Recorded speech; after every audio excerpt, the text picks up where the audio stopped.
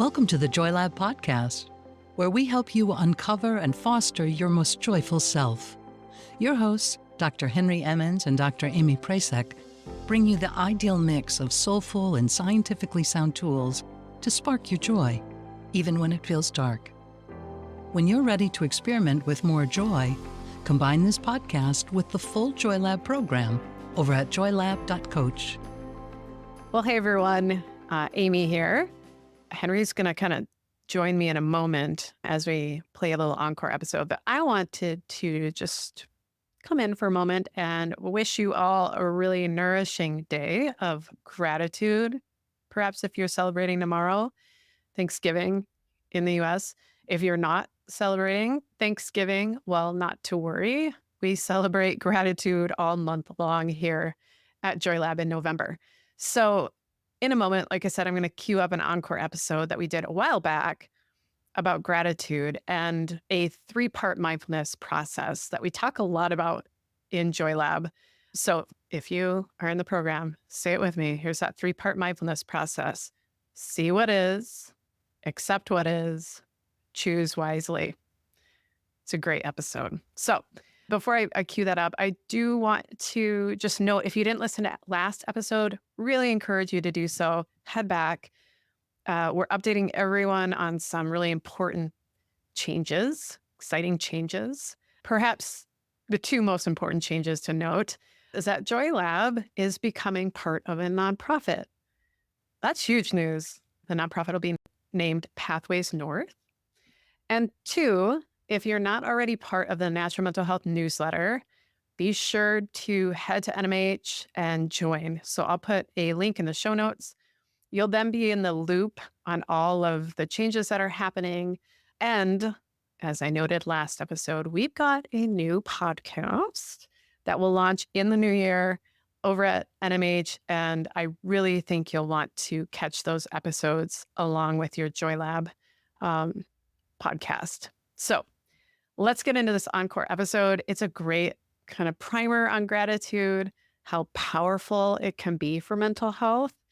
And we'll also get into, as I said, that see what is, accept what is, choose wisely process to help us tune into gratitude, to keep it alive even amidst loss, even when it feels like it's a dumpster fire or something, or things are not going how we'd like them to. Like, those are the times to really put our antenna up for gratitude, because it's still there and it matters a lot. So I think you'll find this episode and then those 2 that kind of followed it a while back, and I'll link to those in the show notes as well. You might want to listen to this next one and then follow up with those next 2. Okay, everyone, sending you so much gratitude for being part of this community. We're really grateful. Hello, I'm Henry Emmons. And I'm Amy Prasek.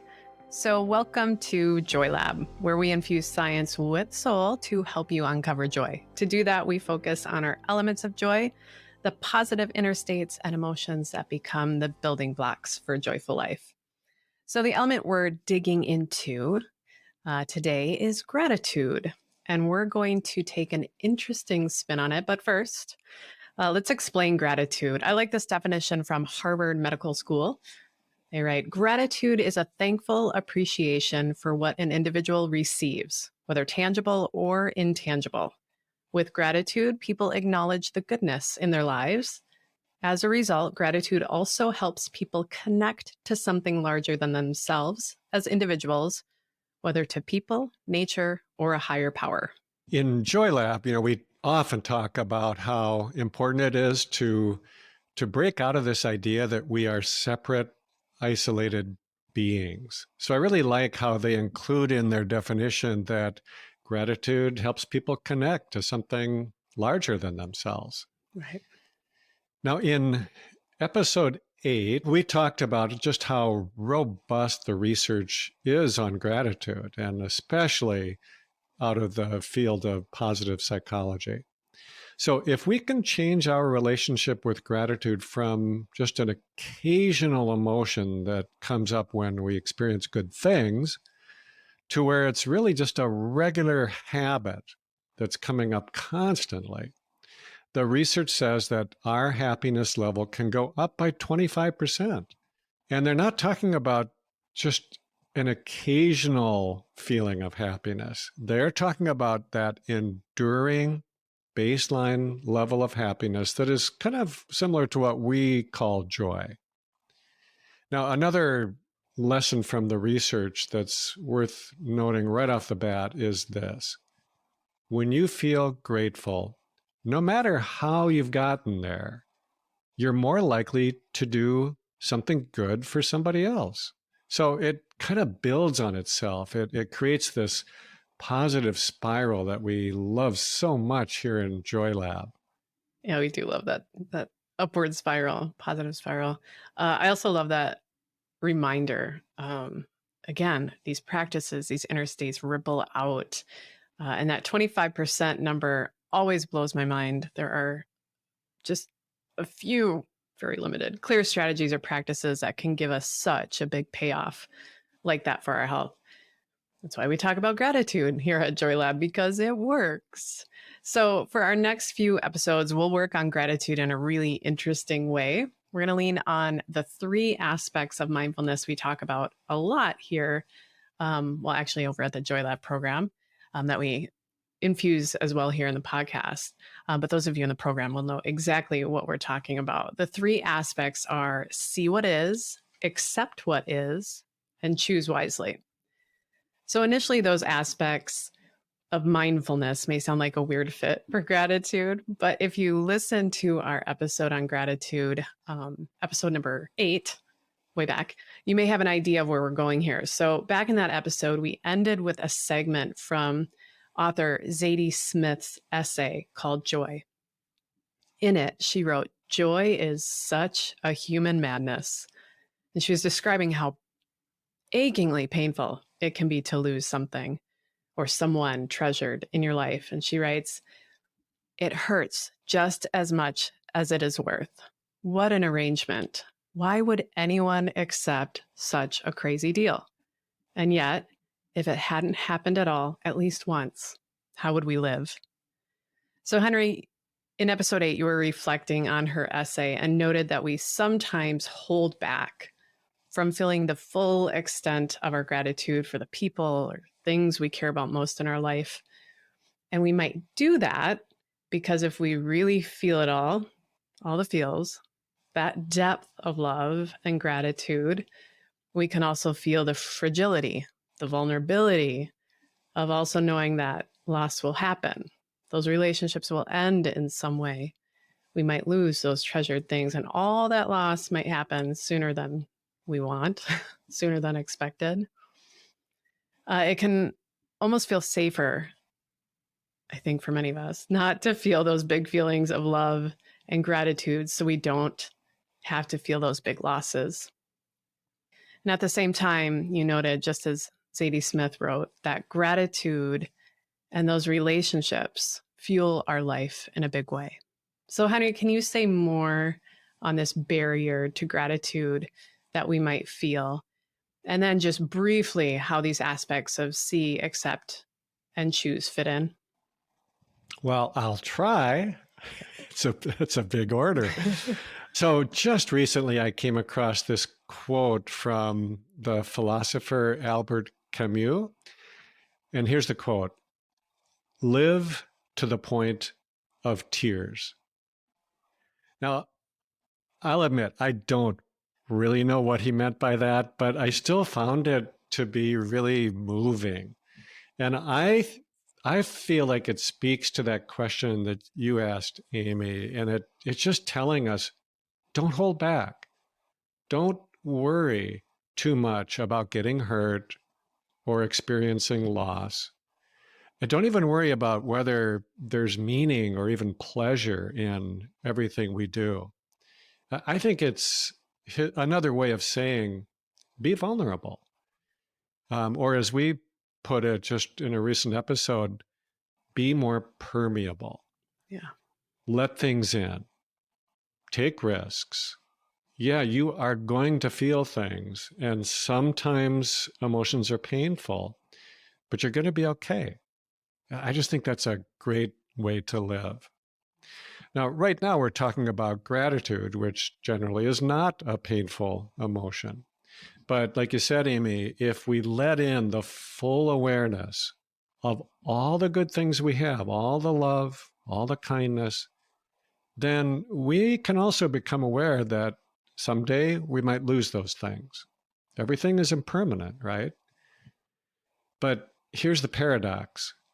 When we can accept impermanence, we no longer need to fear loss. We can take it in stride. So we can totally appreciate what we have, but we don't have to cling to it.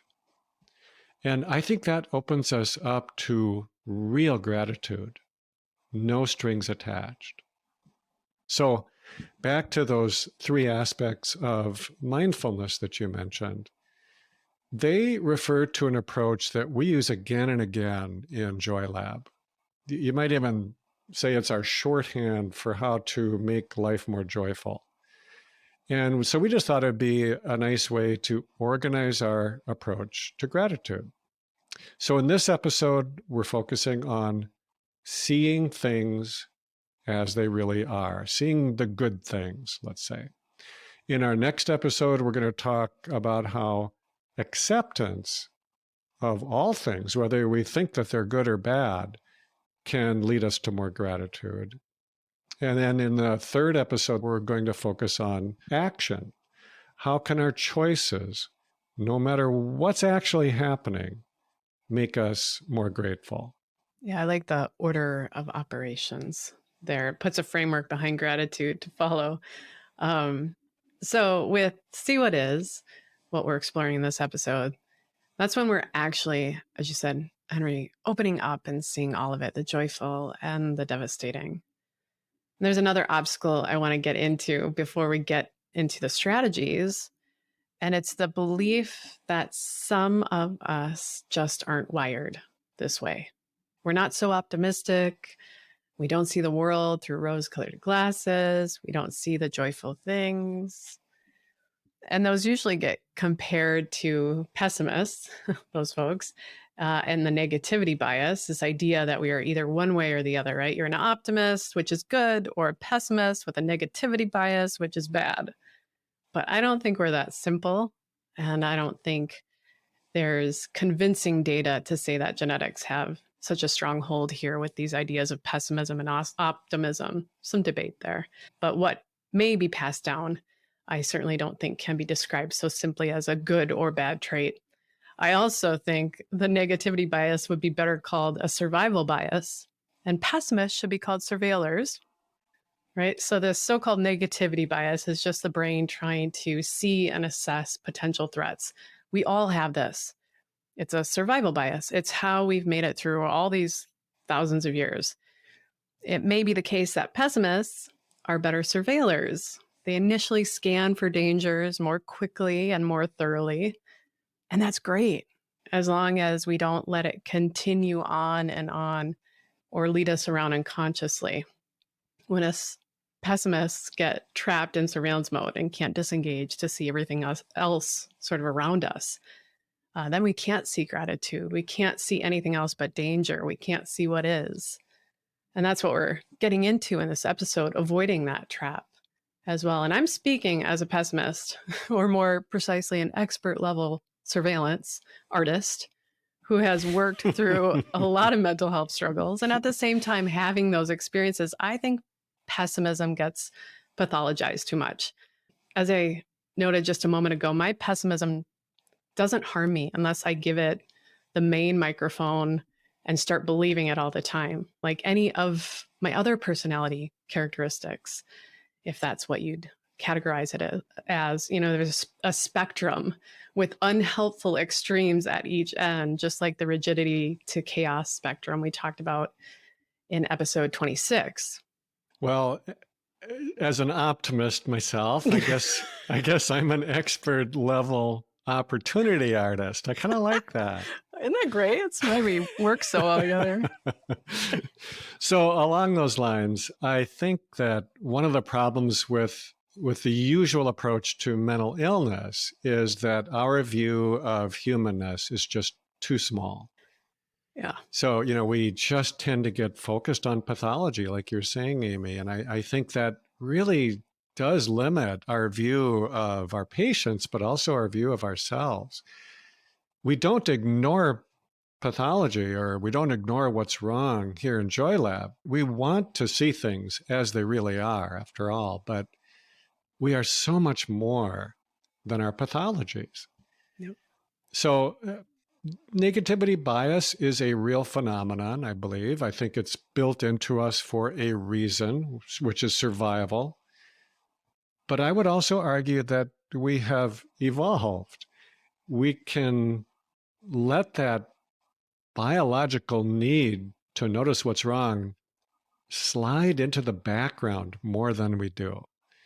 It will still be there when we need it. When something is really threatening, I guarantee it will get reactivated again.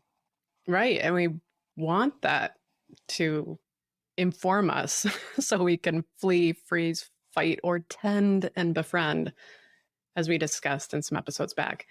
And as you say, Henry, we have evolved. So I think we have so much more power here to see what is, to not let that surveillance tendency or a survival bias to take the reins all the time.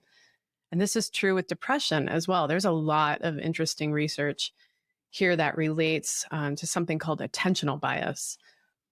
The term really just describes how we pay attention to some things and ignore others.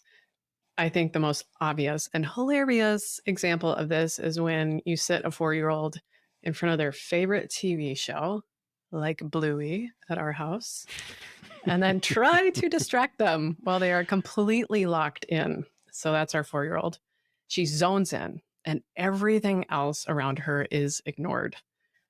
And it's a good thing. We want to be able to pay attention to a few things in our environment, or else we'd be overwhelmed with too much input. We have to prioritize. But this is really hard with something like depression. So eye tracking studies have shown that whether or not you're depressed, folks equally give their attention toward a negative stimuli. So we all do it. That's our survival bias. The issue is actually that for those who are experiencing depression, they have a harder time bringing their attention to something else, reorienting, like bringing their attention to gratitude. They lock in on that negative thing. And that's really it, right? We can get locked into just a small view of what's going on in our life. And it often shuts out a lot of good stuff. So, Henry, how can we buffer some of these biases and obstacles so that we can see what really is and make more space for gratitude?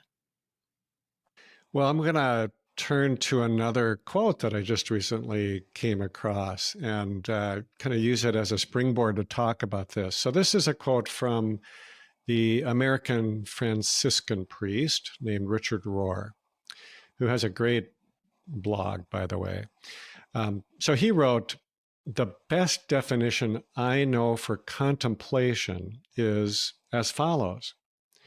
Contemplation is a long, loving look at what really is."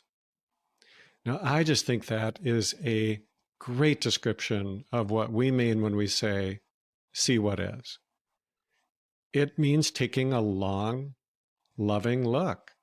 Let's kind of break that down a bit, because I really think that there's a lot here in this little quote, and it gives us kind of a nice way to think about how do we approach seeing gratitude more in our lives. So first, there is this element of it being long, almost luxurious in the amount of time. At least that's how I think of it.